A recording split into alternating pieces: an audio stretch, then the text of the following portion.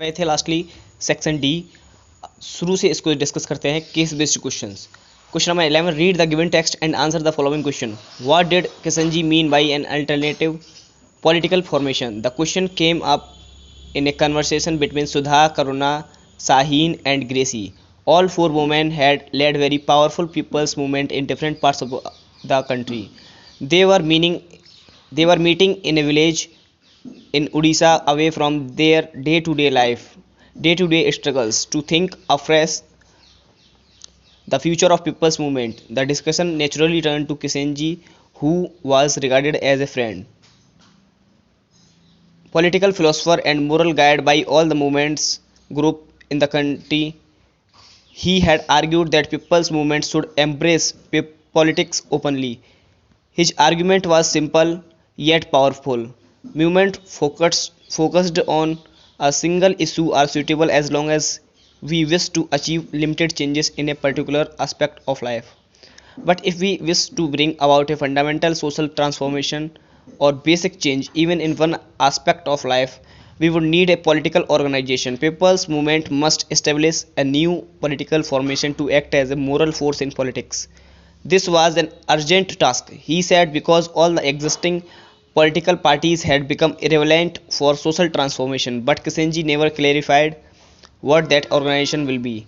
He talked of an alternative political formation or a third force in politics, but did he mean a political party? Said Gracie. She felt that an old style political party was not the right instrument for social change.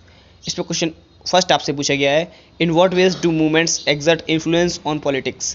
किस तरीके से जो आंदोलन होते हैं वो politics पर अपना प्रभाव डालते हैं? इसका आंसर आपको दे रखा है, the movement exert influence on politics as they attempt to influence government policies and gain public support and sympathy for a cause. ये जो मूवमेंट आंदोलन चलाए जाते हैं इनमें बहुत ज़्यादा पब्लिक सपोर्ट होता है और एक गवर्नमेंट की पॉलिसीज़ को इन्फ्लुएंस करते हैं। सेकंड क्वेश्चन आपसे पूछा गया है, state the inference drawn from the given case source. इस केस स्टडी से आपको क्या इन्फ्रेंस मिलता है? इसका आंसर आपको दे रखा है, according to the given case source, all political parties have must irrelevant and an old style political party would be the best suitable for bringing social transformation. इस पैसेज के हिसाब से जो ओल्ड स्टाइल पॉलिटिकल पार्टी है वो best social transformation के लिए होती है। नेक्स्ट थर्ड क्वेश्चन आपको दे रखा है, how a political party becomes a moral face in politics, what kind of party should be there. जो पॉलिटिकल पार्टी होती है वो किस तरह से मोरल फोर्स लाती है पॉलिटिक्स में और किस तरह की पार्टी पॉलिटिक्स में होनी चाहिए? इसका आंसर थर्ड आपको दे रखा है, a political party becomes a moral force in politics if it is based on popular participation and the fundamental principles of social transformation. अगर कोई पार्टी अपना फंडामेंटल तरीके से प्रिंसिपल्स को फॉलो करती है और सोशल ट्रांसफॉर्मेशन के लिए वर्क करती है तो वो पॉलिटिकल पार्टी रूल में होनी चाहिए। The political party should be in the form of a healthy pressure group. जो political party healthy pressure group की फॉर्म में होनी चाहिए। सेकंड पैसेज आपको दे रखा है, read the given text and answer the following questions. Automobiles provide vehicles for quick transport of good services and passengers. Trucks, buses, cars, motorcycles, scooters, three wheelers and multi utility vehicles are manufactured in India at various centers. After the liberalization, the coming of a new and contemporary models stimulated the demand for vehicles in the market, which led to the healthy growth of the industry including passenger cars, two or three wheelers. The industry is located around Delhi, Gurugram, Mumbai, Pune, Chennai, Kolkata, Lucknow, Indore, Hyderabad, Jamshedpur and Bengaluru. इस पर question first आपसे पूछा गया है, what is the contribution of foreign direct investment FDI in the automobile industries.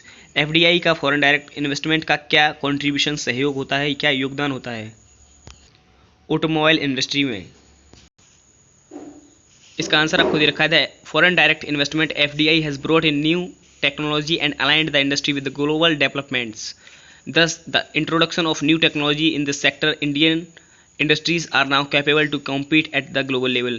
जो foreign direct investment होता है उसकी वजह से नई नई टेक्नोलॉजीज़ को यूज़ करने का मौका मिलता है। इससे जो इंडियन इंडस्ट्रीज़ हैं वो ग्लोबल लेवल पर, वर्ल्ड लेवल पर कंपटीशन कर सकती हैं। सेकंड क्वेश्चन आपको दे रखा है, name the 4 centres where the industry is located. आपको 4 सेंटर्स बताने हैं जहां पर ये इंडस्ट्री लोकेटेड है। सेकंड का आंसर आपको दे रखा है, the 4 centres where the automobile industry is located includes Mumbai, Gurugram, Pune and Kolkata. Next third question आपको दे रखा है, how liberalisation has provided a boost to automobile industry. Liberalisation की वजह से ऑटोमोबाइल इंडस्ट्री को किस तरह से बूस्ट मिला है। इसका आंसर थर्ड आपको दे रखा है, liberalisation is one of the major factors which provided a boost in the growth of the automobile industry in India. Due to the introduction of new and contemporary models of automobiles in the country, the demand for these vehicles increased at a faster rate. नई नई technology के आने के बाद automobile industry की products की demand बढ़ने लगी है। नेक्स्ट सेक्शन ई आपको दे रखा है, map skill based question 13A। On the political outline map of India, identify the place associated with the movements of indigo planters marked as A। इसमें ए पॉइंट जो मार्क किया गया है वो इंडिको प्लांटर्स का है, वो उसको आंसर आपको बताना है। जो इंडिको प्लांटर्स इसमें मार्क किया गया है उसका नाम है चंपारण। सेकंड क्वेश्चन में आपसे पूछा गया है, on the same outline map of India locate the following with suitable symbols Singrauli power plant. इस मैप पर आपको सिंगरौली पावर प्लांट को शो करना है। ये answer B, Singrauli power plant इस जगह पर शो किया गया है। और करके आपसे पूछा गया है, Bhilai iron and steel plant को आपको इस मैप में लोकेट करना है। Bhilai iron and steel plant इस जगह पर लोकेट किया गया है। नेक्स्ट लास्ट क्वेश्चन में आपसे पूछा गया है, न्यू मैंगलोर पोर्ट आपको इस मैप में लोकेट करना है। न्यू मैंगलोर पोर्ट को इस जगह पर शो किया गया है मैप में। ओके स्टूडेंट्स, आप देख रहे हैं Darshan sir social science YouTube channel. इसके section A, B, C part को आप Darshan sir social science YouTube channel पर जाकर प्लेलिस्ट में चेक कर सकते हैं। ये सैम्पल पेपर 3 हमने पूरा डिस्कस कर लिया है।